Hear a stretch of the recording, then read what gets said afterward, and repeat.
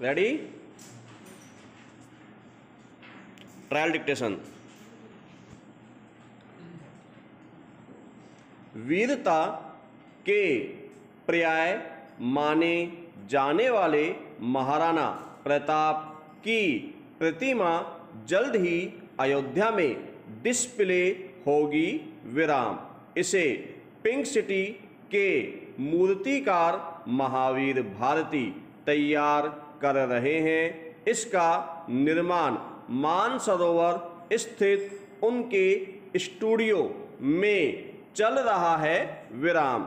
अष्टधातु की 12.5 फीट की इस प्रतिमा के निर्माण कार्य को अंतिम रूप दिया जा रहा है विराम।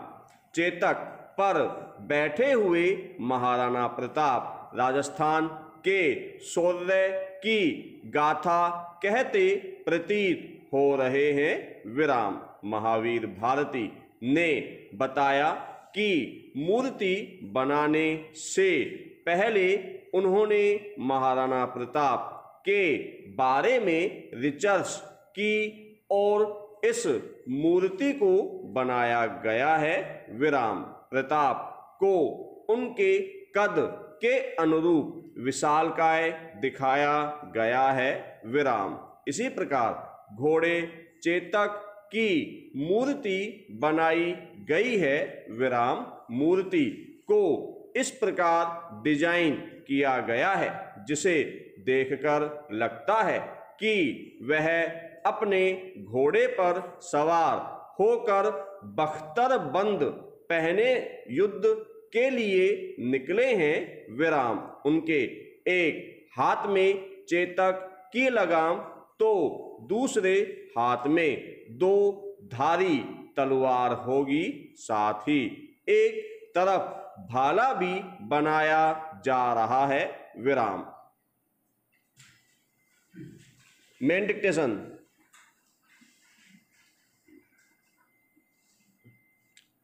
स्टार्ट। प्रार्थी आजीवन कारावास की सजा भुगत रहा है विराम।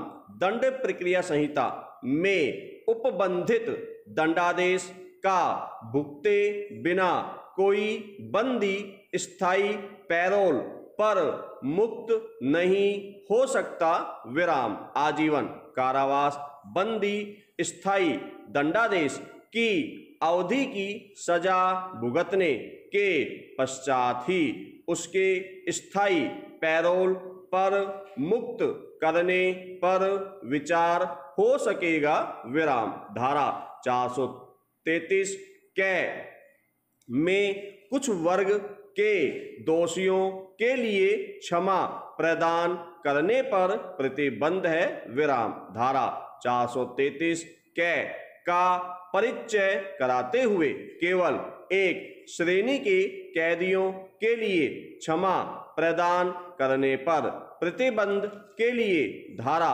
432 के अंतर्गत उपयुक्त सरकार की शक्ति का संसद ने निराकरण नहीं किया विराम। धारा 434 दंड प्रक्रिया संहिता में NDPS एक्ट में दोष सिद्ध व्यक्ति के दंडादेश के निष्पादन का निलंबन एवं परिहार करने की सरकार की शक्ति को अधिनियम की धारा 32A के प्रावधान द्वारा समाप्त कर दिया गया है विराम। पैरा।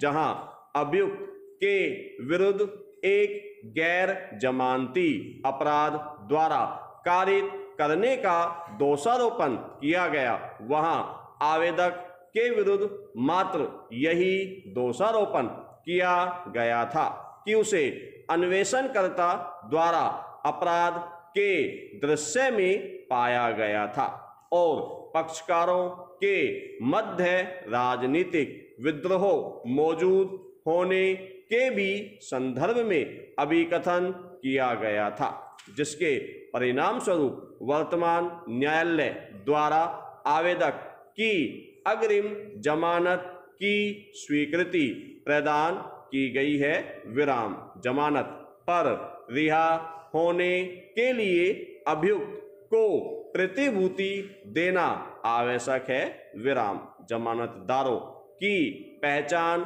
करते समय अधिवक्ता एक अधिवक्ता के रूप में कार्य करता है विराम, जो कि विधि द्वारा ऐसा करने के लिए अधिकृत है विराम। प्राइवेट प्रतिरक्षा के अधिकार के प्रयोग के मामले में यह महत्वहीन है कि क्या अभियुक्त इस मामले के पूर्व किसी अन्य अपराध में शामिल था। अभियुक्त की जमानत स्वीकृत की गई विराम।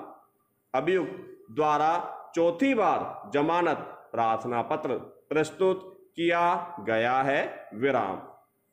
प्रथम दृष्टया जमानत का कोई आधार नहीं था, क्योंकि परिस्थितियों में परिवर्तन के बारे में नहीं बताया गया विराम। अभियोजन पक्ष की तरफ से मामले को पूर्ण रूपेण साबित किया गया था विराम। अतएव अभियुक्त की जमानत स्वीकृत की गई विराम। प्रस्तुत वाद में सभी महत्वपूर्ण अभियोजन साक्ष्यों की परीक्षा की गई विराम। गंडासे की बरामदगी संदिग्ध थी विराम। अभियुक्त की जमानत स्वीकृत की गई विराम। यदि कोई व्यक्ति सत्र न्यायालय से अग्रिम जमानत प्राप्त करने में असफल रहता है तो वह अग्रिम जमानत हेतु उच्च न्यायालय में आवेदन कर सकता है विराम। जमानत प्रार्थना पत्र की सुनवाई के समय न्यायालय को मामले के गुण एवं तथ्यों के आधार पर विवेकाधिकार का प्रयोग करना चाहिए था, न कि अभियोगी के इस सहमति पर कि अभियुक्त को रिहा कर दिया जाए विराम। पैरा।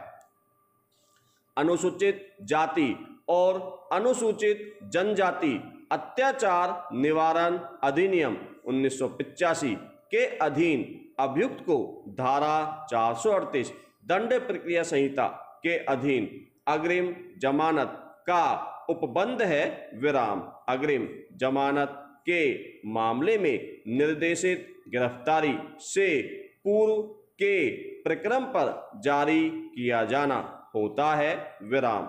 जारी किए गए निर्देशों के प्रवर्तन के लिए अभियुक्त की गिरफ्तारी पूर्व शर्त है विराम। न्यायालय द्वारा इस उपबंध के अधीन गिरफ्तारी अवरुद्ध नहीं की जा सकती है विराम। हत्या के मामले में अग्रिम जमानत का प्रार्थना पत्र दिया गया विराम। पीड़ित व्यक्ति के अंग काटे गए थे विराम। अभियुक्तों के पास लाठियां होना कहा जाता है विराम। अग्रिम जमानत मंजूर कर ली गई विराम।